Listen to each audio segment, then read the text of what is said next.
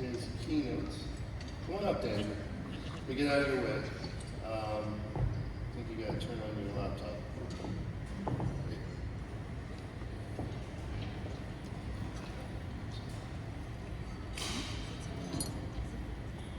But everyone, if you would please give a round of applause. A round of applause.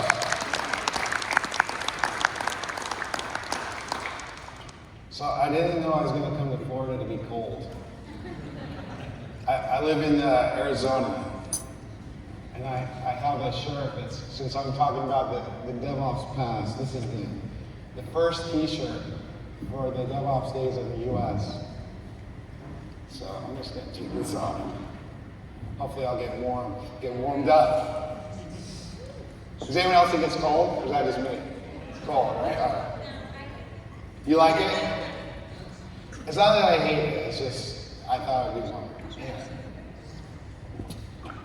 Who was here in 2019?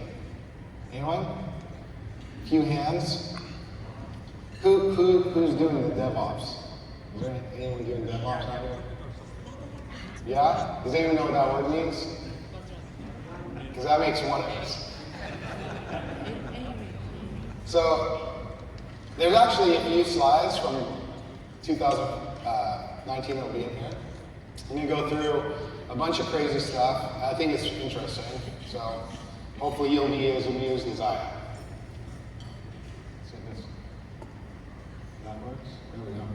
So an alternative title for this is Learn Socio-Technical Systems the Hard Way. Does anyone know what socio-technical systems are? Or ever heard that term? We're going to get a crash course in that today too. Where it came from, where it's going. And then another alternative title would be what 1950s coal mining and 1980s car manufacturing can teach us about AI adoption. Is anyone playing with generative AI yet? It's interesting for me to watch it because I feel like a lot of the fundamental assumptions about how software is developed are going to be reconfigured in a rapid fashion over the next few years. If you don't understand that's true, then you'll just get to watch it. So buckle up for that. So this is a little bit of an introduction to me after what I think this summarizes a lot of the DevOps conversations from the beginning till now. So this is a quote. For every complex problem, there is an answer that is clear, simple, and wrong. I think that's where a lot of the industry gets their advice. So I feel like DevOps has been very good to me. I'm not gonna lie. I am very privileged to be here. Thanks for having me. Thank the organizers, all the sponsors and the community that makes this possible. I've been around, I'm going to tell some of this story, but I was part of organizing the very first DevOps ever in Ghent, and then the DevOps Days in the US. I have been less and less active so I'm like an emeritus organizer, but I love DevOps community, and I've been involved in a bunch of technology stuff as well. So I was a co-founder of Puppet. I had an OpenStack startup that was eventually sold to EMC. I spent 5 years working on Cloud Foundry projects, and then I spent a bunch of time working on Kubernetes projects. I've been at Red Hat, Pivotal, wrote some books, spoke at a bunch of conferences, and it's just such an honor and privilege to be part of this. And when people say, DevOps, or give me any credit at all, I just feel very lucky to have been in the place to be the one that said a thing that I just thought was obvious, and so I'm just going to keep saying obvious things because it seems to work. So hopefully this stuff's interesting to you too. So my new project with some friends is Ergonautic. We are focused in a technology agnostic way on helping people do their work better. So instead of saying you need to use Kubernetes, or here's the tool that I want to sell you, we try to get people to focus on working better and not chase the buzzword. So I don't care what you call it. If you want to call it platform engineering, great. It's the same thing. So that's me. That's my friends. This is the prelude. So I invented DevOps. Conveniently.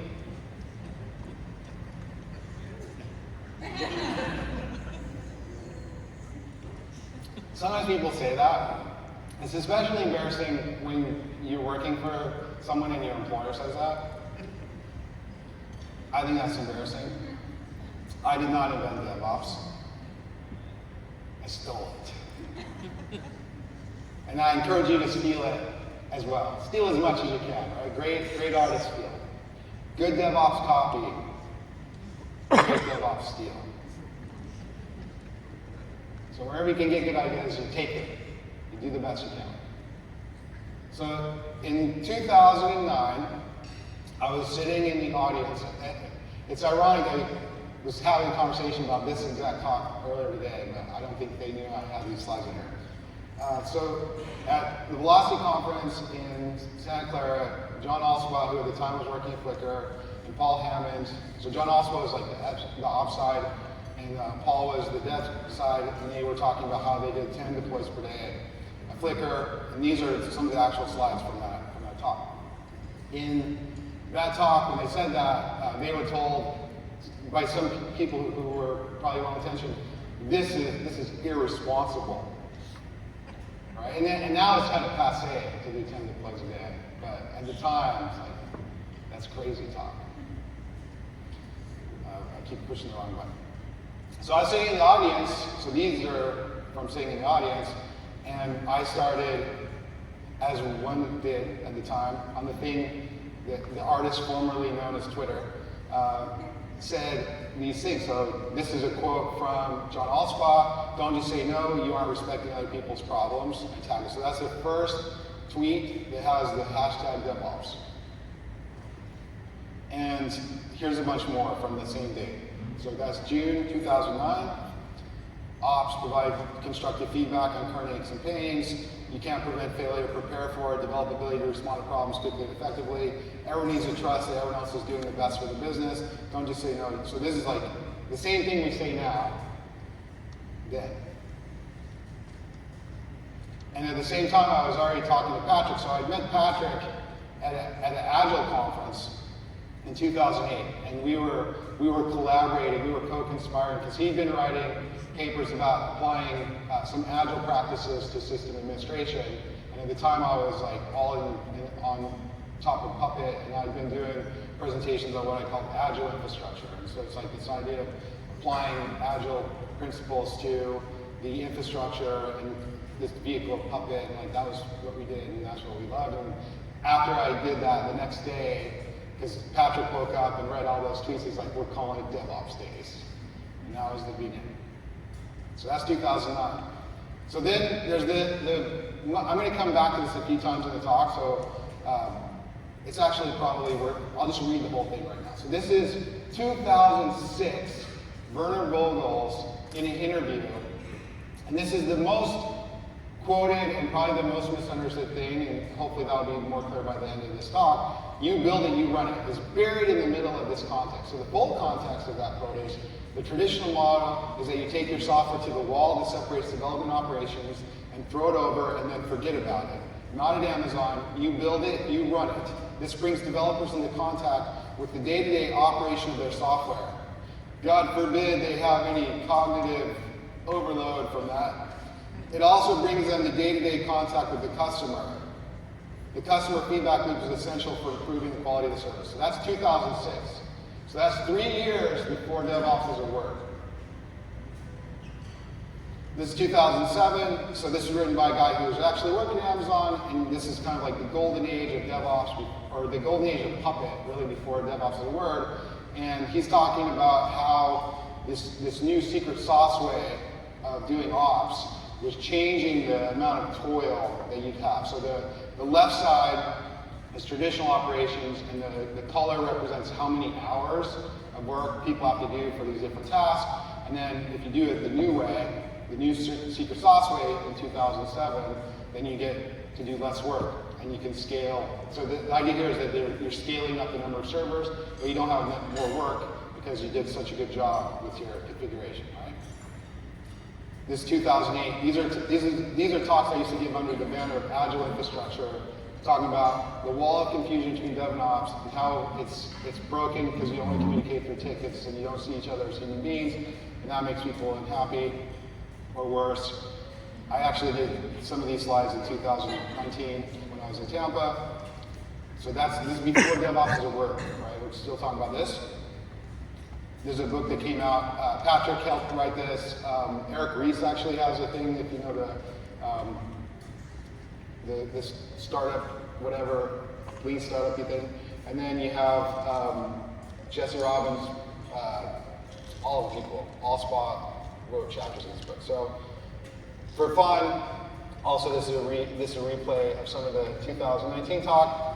You have 2006 before cloud, because that's when EC2 got created, launched. So you have BC, and then you have after DevOps, 2009. And then there's like 3 years that happen, like no one knows. And then all of a sudden you have these works, right? So that's the timing. But I never cared. I got into Agile because I hated Agile, right? So I was at a startup, and I was coming out of college or university, and I've been working in this graduate lab, and we've been writing software, and we were making it happen all the time. And then you get into this startup, and there's like, we need to have all these meetings and do these stand-ups and all this stuff. And I was like, but that's not really working. And they're like, well, that's not Agile. And I was like, I don't care. So then I was very lucky, and this plays a big role in what eventually becomes DevOps, because I hung out with this guy, Alistair Coburn. He's one of the people who wrote the Agile Manifesto. I used to hang out with him all the time, and that was another privileged community, watching all these experiments in this kind of Salt Lake Agile community. And he was like, he just challenged everything. I don't know if you know much about Agile or the history of Agile or who Alistair is, but he's like the witch doctor version, right? So you have the weakest version of any Agile idea is this like Scrum thing that kind of wins this marketing. And then you have the XP, they're kind of like the Yoda in the swamp people. And then you have Alistair, who's just like a crazy person. But I never cared about any of the words. Like, I don't care about the words now. DevOps is a convenient banner to fly. Like, I just want to win. I just want to win. And I had a phase where I put this as a symbol. I'm trying to get away from war metaphors right now, but the Gatling gun is a metaphor for like how once that happens, then everything after that has to be different. Like it just changes the dynamics. I also, if you were here, you can go back and watch 2019. I went through a pandas vomiting rainbow phase, which if anyone's here, yeah, go watch the 2019. You're gonna love that. So I don't care about the words. I just want to win the game. Whatever the game is, I want to win the game. So these are me. This is me after this, talking about DevOps in 2014. So I was making conversations, and at the time I was working on platform stuff at Pivotal. DevOps actualized represents patterns that emerge in highly performing organizations that deliver highly available applications continuously at scale.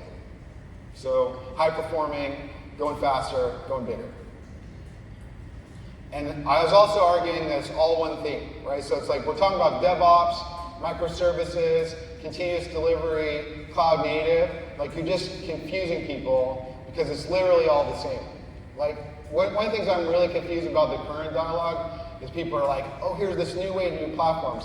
If you were really trying to do microservices, continuous delivery, and you didn't have a platform for the last 10 years, like your life is hell. Like what have you been doing? So if you can deploy and operate code in any capacity, you have a platform. It may not be a very good one. That's me. These are like screenshots from 2014. And no one originally set out to do DevOps, continuous delivery, microservices, or platforms. These were natural consequences. So don't fixate on the words, fixate on the outcomes. 2014, 10 years ago. So this is my pithy. I actually think the first time I said this was here in Tampa. I'm not positive, I can go look back. It was like around the same time, because people are like, DevOps doesn't have a definition, we need definition. And like, here's my definition. Optimizing the human experience of performance operating software with humans. So this is, at the time I didn't have some of the socio-technical systems language, which you're gonna see in a minute, but this is already kind of like socio-technical. So what should we do, right? It depends. Trademark. So the evolution of this conversation is kind of hilarious. So you have, we don't know what to do because DevOps isn't prescriptive. Like, give us the paint by the numbers, you know. Arthur Murray danced that version of this, so we can go back to our companies and do DevOps. Then in 2016, this book comes out. It's like, here's how you do SRE. Here's like how we do it at Google. And everyone's like, oh, no, we can't do that. That's like too prescriptive. We'll change all the titles to SRE, but we won't actually do anything from the book. Like, my favorite thing is when people say, like, we're the SREs. It's like, cool, like, what are your SLOs? They're like, what are SLOs? Like, okay, cool. And maybe if we just change the words one more time, like, it's going to work this time.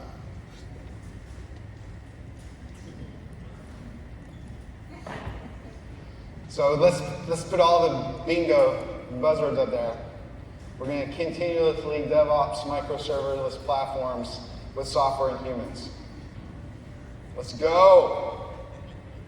This is me in most conversations. I'm like, I got stuff to do. I don't need to argue on the internet anymore. I'm getting old. So now we're going to go to the past, like real past, right? So this is so does anyone know John Willis? You know John Willis, like DevOps person? So John just wrote a book, or it's published now, it's been out for a bit, about Deming. And I used to love Deming. I was like talking about Deming, the early DevOps days, and this DevOps days in Mountain View was like the 14 points. Has anyone ever read Out of the Crisis or like any Deming stuff?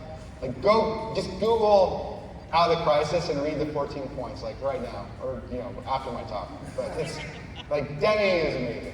Like he like had so many insights. And then there's all these other people around at that time, right? Like you have Akoff and Senge and all these other people are really amazing. So this is a quote from Deming around that time. One gets a good rating for fighting the fire. The result is visible, can be quantified. If you do it right the first time, you are invisible. You satisfy the requirements, that is your job. Mess it up and correct it later, you become a hero. Like that's changed so much. Like we like fixed all those problems, right? So there's a lot of Deming stuff that's really interesting, and this is all captured in John's book. I actually learned a lot of stuff from the research John did.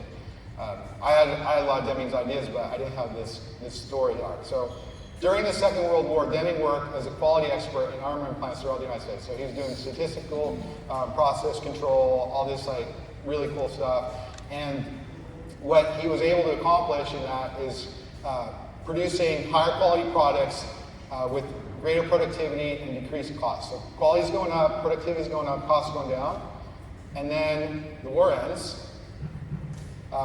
So he was basically like a systems thinker, right? So if you want to go back and like connect all the dots and Akoff and Senge and all that stuff. So the war ends, and all the men come back from war, and they're like, oh, that was cool for women in the factory, but now we're back, we're command and control all day. We're not doing that. So in the US, no one would listen to him. Like Deming basically would have been erased from history if it wasn't for this other thing that happens, which we'll come back to. So we'll come back to that. So that might have been an endemic. So that's in the 50s, right? Like, so the war happens, do the math, like you're talking about 30s, 40s, Deming does this work, and then Deming disappears. But meanwhile, in the 50s, you have coal mining. We still have a lot of coal mining.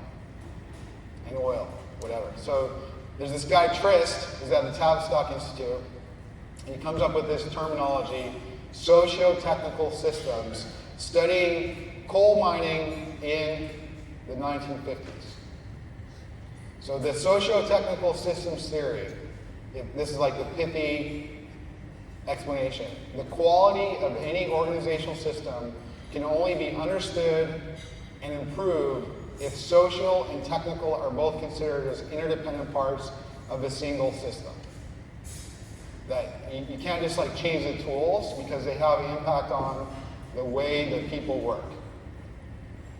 So the way this all was studied was this innovation or investment in automating the coal mines. So there's these new machines, it's like the industrial revolution or like post-war industrial revolution. So there's this newly automated longwall mining that's predicted to be much more productive than shortwall mining, and the expected productivity did not really develop.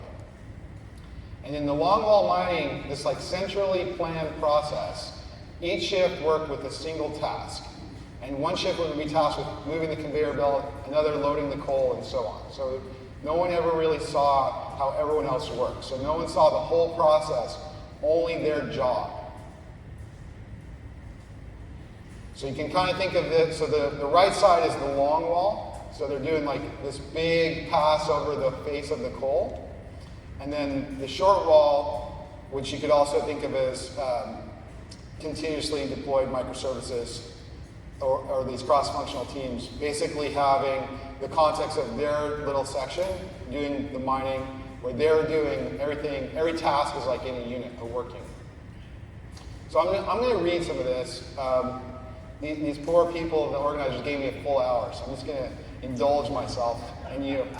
So this is from a paper that Tris wrote after the fact. So this is, I think, either 80s or 90s literature.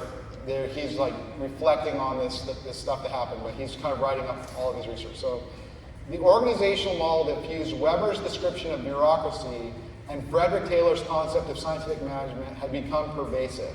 The Haymore innovation showed that there was an alternative. Does anyone know what Taylorism is, or like who Frederick Taylor or any of this stuff? So almost every problem we have right now is Taylorism, but that's like a different rant. We'll do that later. So this is Tris talking about his research. The work organization of the new scene was to us a novel phenomenon consisting of a set of relatively autonomous groups interchanging roles and shifts and regulating their affairs with a minimum of supervision. So you have a cross-functional team with like their own like empowered, self-determined work. Cooperation between task groups was everywhere in evidence. Personal commitment was obvious. Absenteeism low. Accidents infrequent. Productivity high. 1950s coal mine. So these are some of the principles that he believed were in play with this productivity, this highly productive short wall mining in the 1950s.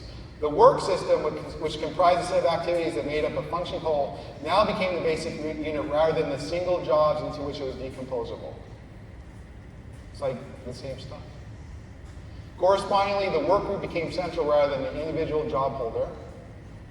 Internal regulation of the system by the group was thus rendered possible rather than the external regulation by individuals, by supervisors, regulation of individuals by supervisors. The design principle based on the redundancy of functions rather than the redundancy of parts characterized the underlying organizational philosophy, which tended to increase or which tended to develop multiple skills in the individual and immensely increase the response repertoire of the group. So it became more resilient in what they can deal with. Right? If you have this long wall and there's some anomaly, then it's like hard for that shift to deal with. If you have a cross-functional team and you run into some specific crazy thing, like you can just fix it because you're right there and everyone understands how the system works. The principle valued the discretionary rather than the prescribed part of work roles. It treated the individual as complementary to the machine rather than an extension of it. And it was variety increasing for both the individual and the organization rather than variety decreasing in the bureaucratic mode. Sound familiar? 1950s coal mining. So this is the old paradigm versus the new paradigm studying 1950s coal mining. The old paradigm is a technological imperative. The new paradigm is the joint optimization. Man, as an extension of this machine. I don't need to go through this whole thing, but like in the middle, tall organization chart, autocratic style, flat organization chart, participative style. 1950s. Competition and gamesmanship versus collaboration and collegiality. At the very, very bottom, low risk taking is the old paradigm. The new paradigm for 1950s coal mining, innovation. That sounds so familiar. 1950s coal mining. Like we feel like we invented something. So increased productivity, higher morale, and better safety. Who wouldn't want that? Everyone wants that, right? Everyone wants the DevOps. Wrong. The divisional board did not wish attention drawn to it. The existence of an alternative power going in the opposite direction of the prevailing mode. The divisional board, however, did not wish attention drawn to it. They feared the power change that would be consequent on allowing groups to become more autonomous at a time when they themselves were intent on intensifying managerial controls in order to accelerate the full mechanization of the mines. So the data says, this is more productive, this is more safe, this is better morale, and the manager's like, no, not doing that. We have a plan. Within a year or two, the conventional system reinstated itself. So this is, I'm just going to skip to like near the bottom. Besides granting more autonomy was not popular, the union regionally negotiated special pay for operators of the new equipment. This broke up the unity of the face groups, which were further decimated when bonuses were introduced for various classes of workers. Within a year or two, the conventional system reinstated itself. So by changing the way that people got paid to use the new machines, it made a bunch of people want to use the new machines, and like productivity, morale, safety, like, whatever. I mean, I want to get paid more. Let's go. Granting autonomy was not popular. And then it really gets destroyed. All this research basically gets thrown out because the shift in the market towards energy or oil as the source of energy from coal meant that everyone could just disregard it because they're like, that's for coal mining, we do oil now, right? So on the Durham Miners Association sent the report to the national executive, no reply was received. So they're like, they sent in the research on this, they're like, whatever, we're good, we're doing oil, cool. We're doing platform engineering now, so like, that's fine. And then there's a bunch of other things about how these innovations were not able to survive if it was just a bubble. Like you have to change how the whole organization works to support that new way of working, or it's kind of just going to peter out of something. So this is timeless. Very early on in socio-technical studies, it became evident the innovations in work organization based on principles different from those on which conventional bureaucratic organizations were founded were not likely to survive for long unless the organization as a whole changed in the new direction. Joint optimization involves a different principle from following the technical imperative, which is basically just cramming tools into a place. The group-centered primary work systems which are evolving in relation to it are radically different from the one-man, one-job units upon which conventional organizations have built their top-down hierarchies. And this is, I think, this is the key metric for your DevOps transformation, the mean time to leadership change. Like whatever, that guy's gone. Now we'll go back to Deming. So the only reason we know of Deming now is because he went to Japan. So he had all this stuff that is recorded and amazing. I've been looking at control charts recently, and like everything about SLOs were already solved by Short in the 1950s. So this is, you can watch this whole documentary on YouTube if you want to. So this is a 1980s documentary where Deming's now old, and he's talking about the work that he did in Japan. So he goes to Japan, and Japan's rebuilding from nuclear holocaust, basically. And he's like really well received. In fact, there's a Deming Prize in Japan to this day for doing this kind of work. So Deming says in this interview, I think that people here expect miracles. American management thinks they can just copy from Japan, but they don't know what to copy.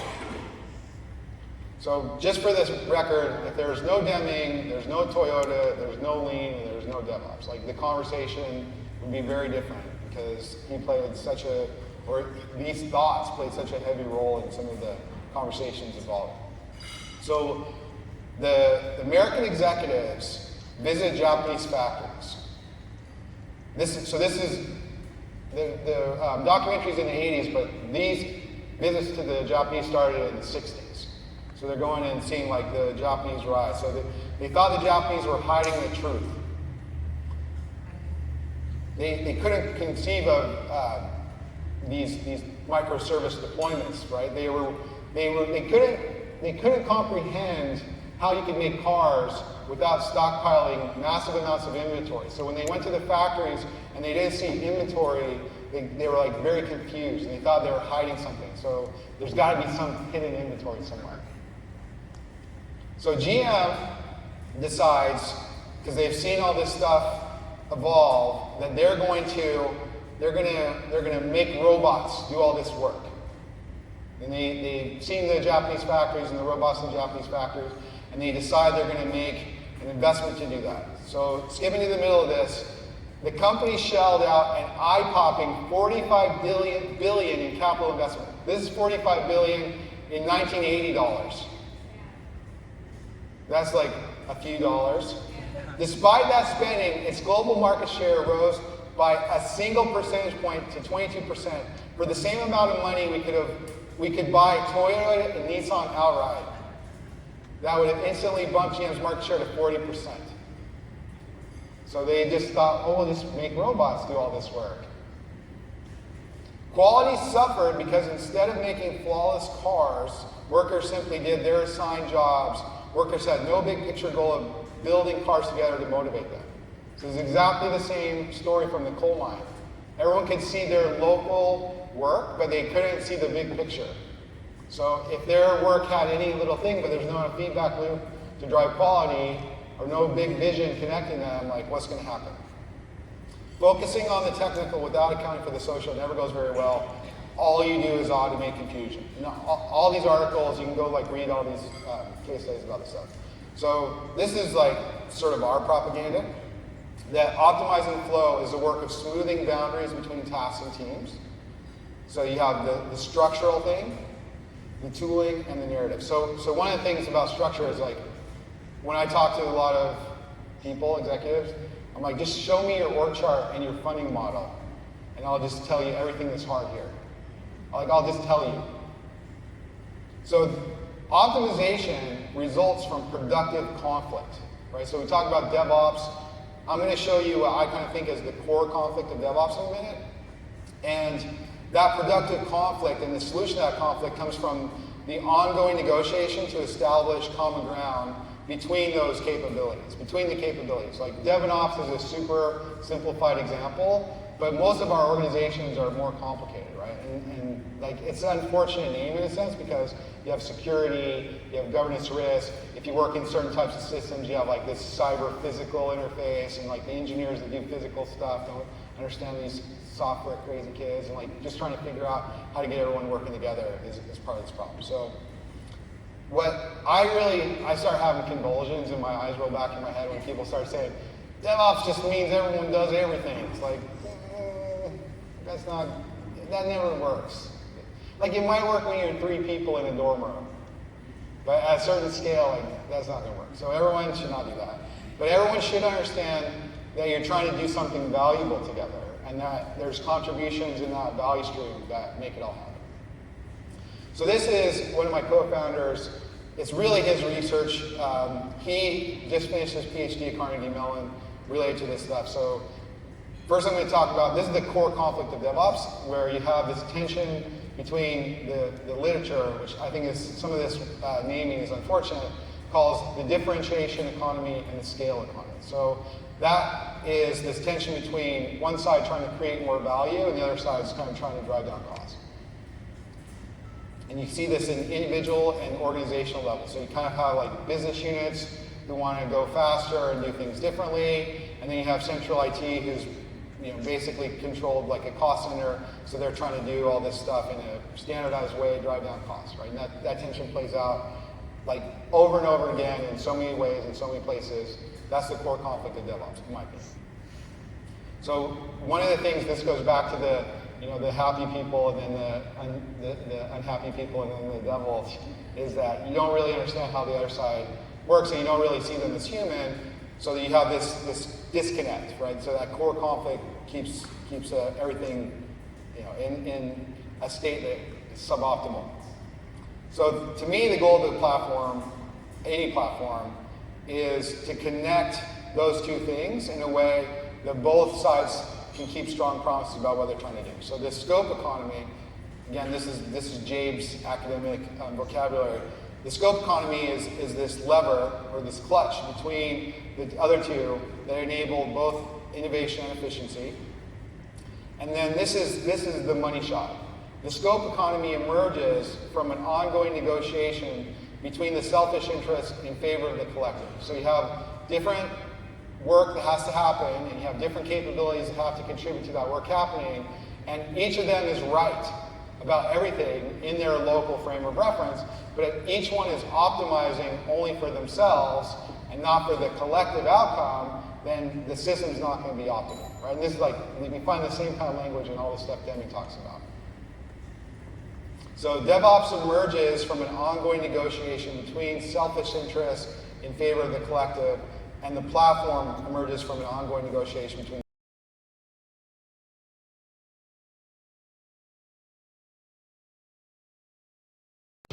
like, I'm glad you got paid more to do the special tools. This is another thing I've been saying all the time. If you build it, they might run.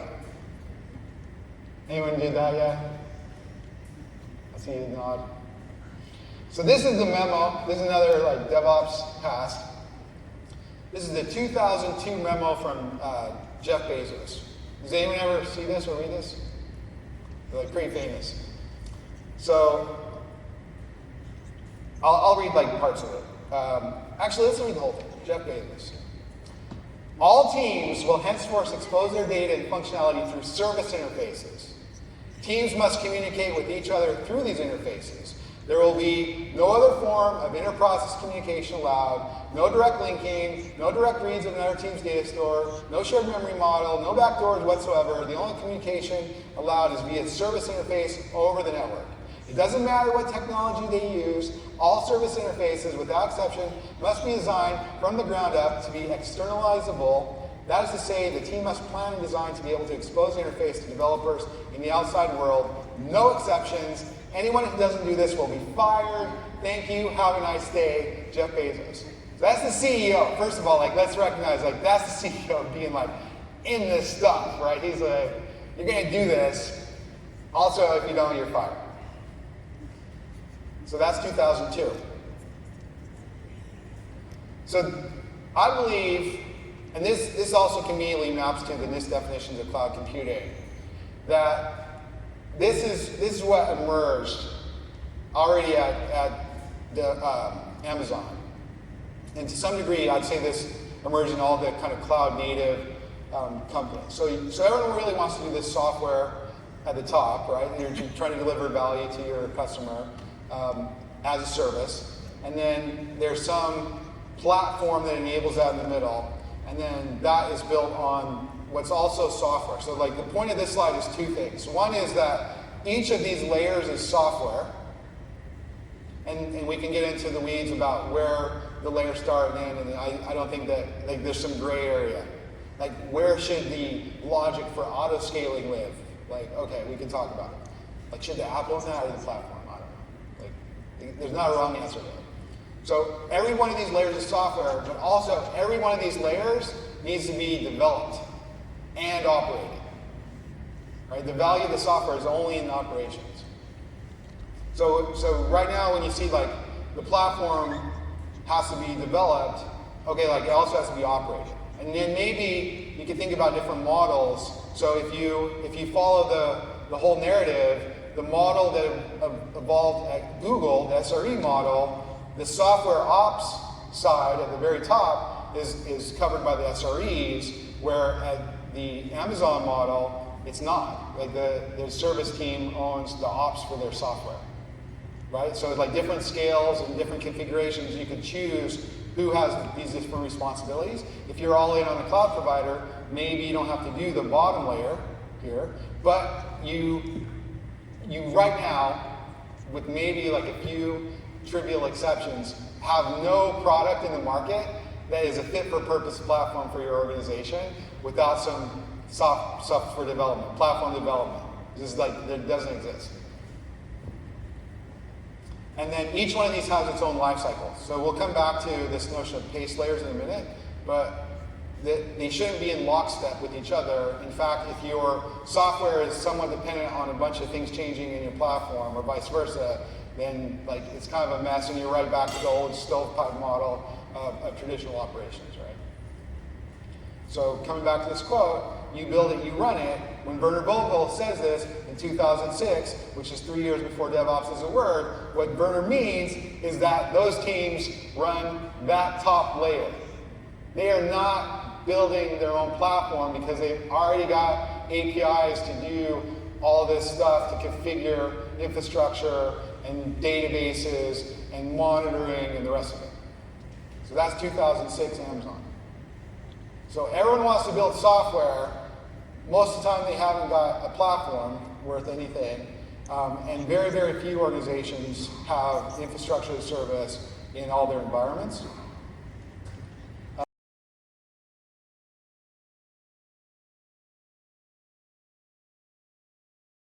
The cloud's going to save everything until they got the big, huge bill, and now everyone's trying to move back in the basement. So it's like, cool.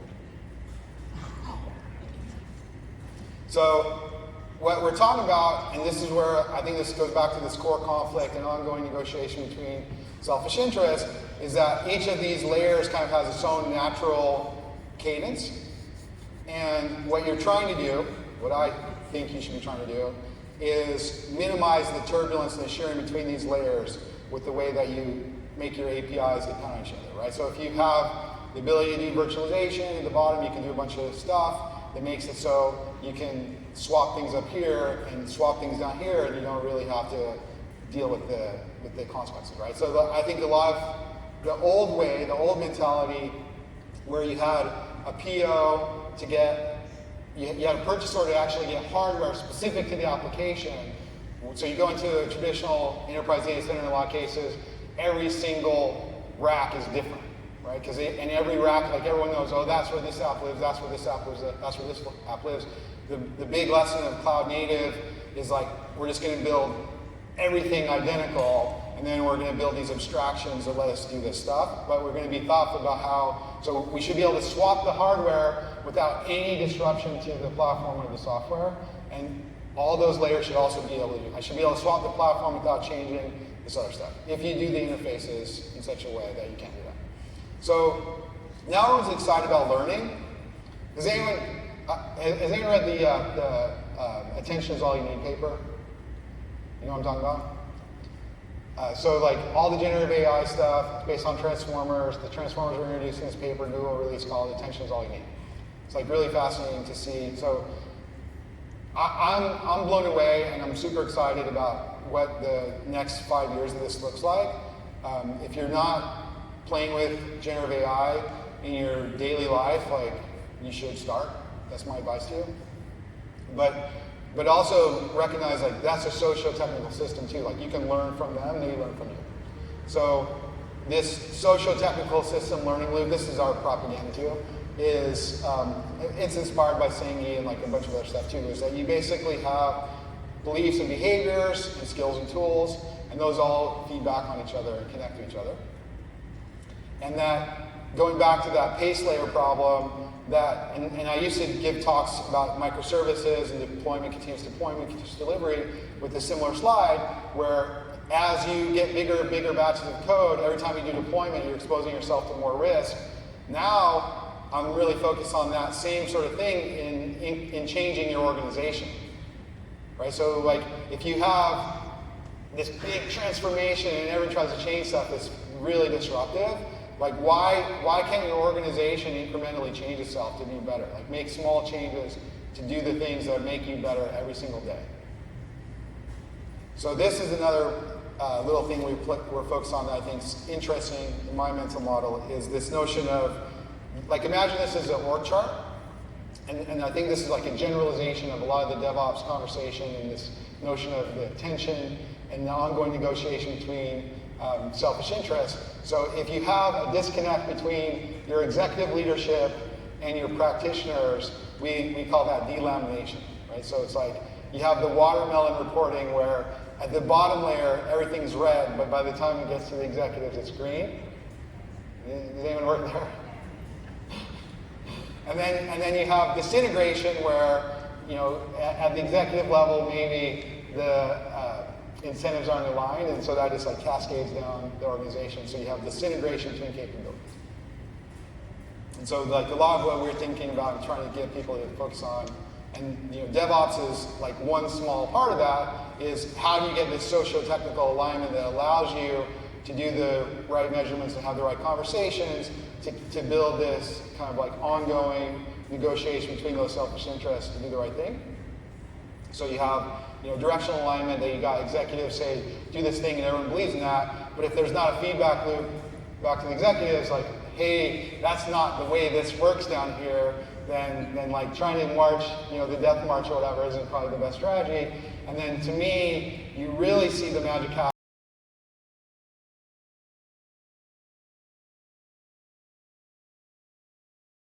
Was easy, everyone would be good at by now. And then I was trying to get one of the LLMs to make me an image, and I thought these were horrible, and I was like, yeah, those are horrible. That's not what I asked for. But then I was like, oh, that's a good metaphor for like how easy this is. So everyone wants DevOps, right? We want DevOps? You want it? You believe in it? You don't want DevOps. Most organizations, what they really want, they want usability, scalability, availability, reliability, observability, operability, securability, all for free. If there's any other ilities, just throw them in there too. And then, last but not least, without changing anything. That's what most organizations want. And then just to make this point clear, like I'll just make it really big. That's what a lot of organizations are dealing with. Does anyone work there? And then to make it even more difficult, when you change things, performance almost always goes down before it goes up. You see this as an individual. If you've ever tried to be good at something, sports, music, like pick a thing, and you try to acquire a new skill, try to play a new song, when you first start to try to acquire that skill, your performance goes down. It always goes down. So this is what we call the J curve of change is hard. So you change a thing. In most cases, there's some initial resistance. Then you have a lack of commitment to change. And then teams are not given time to integrate the new process and technology.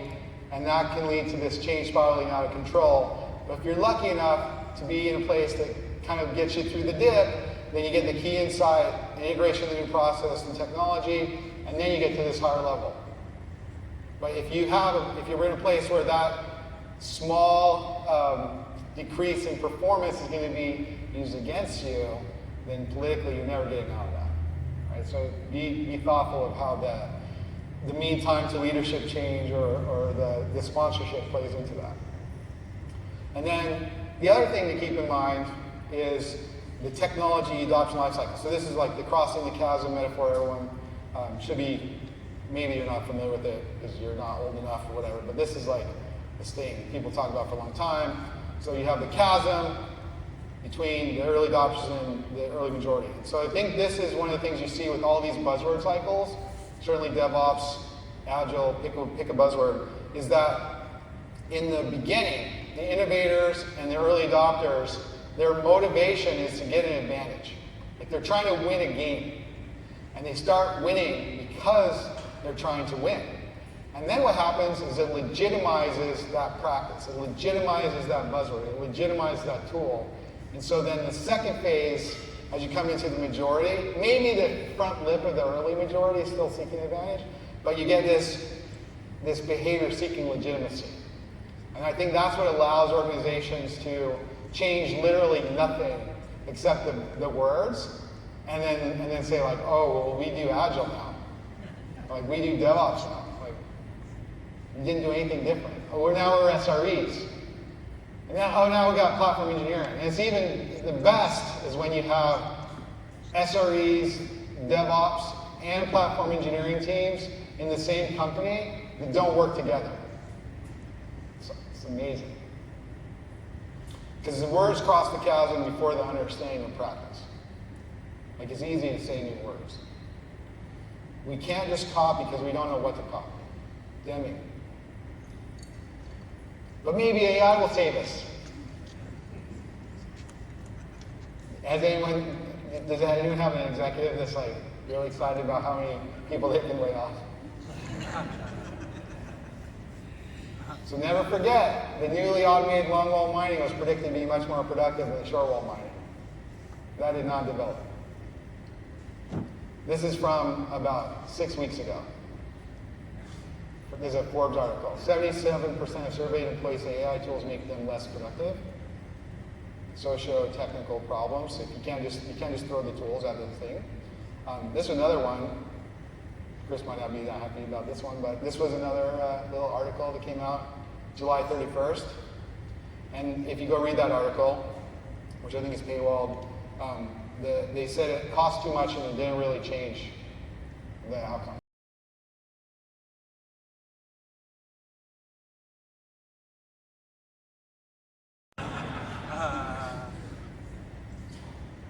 Because you just got better tools, right? Like, we got the tools. I don't know what just happened. Oh, okay. All right, we're demming. A bad system will be a good person every time. That might be you. It is not necessary to change. Survival is not mandatory. He didn't say those two things together, but I think that's a nice justification. So, coming to the end, this isn't a technical problem. This isn't a people problem. You have to solve both together. It's a socio-technical problem. And it's hard. And it is hard for Deming, it's hard for Tris, it's hard for me. So whatever you're dealing with, if it's like not going great, like, it's okay. It's hard. So optimizing human experience and performance operating software and with humans, socio-technical, software. Put the AI in there too. Humans. It's all about us, for us, by us. Learning is the only sustainable advantage. So a lot of the talks I gave over the years, like, I came back to this over and over. Now it's even more crazy, because learning and socio-technical systems even gets crazier when you start to think about the agency is now also on the technical side, right? If you're playing with the AIs. And you haven't learned anything until you change your behavior. So if you come to this conference all day, watch all these talks, and then go back and don't do anything different, then you didn't learn anything. You just collected trivia. You just got some new vocabulary. But it's only learning if you change your behavior. I'm not here to answer questions. I'm here for the conversations. But I will take questions for 7 minutes, or conversations for 7 minutes. That's the end.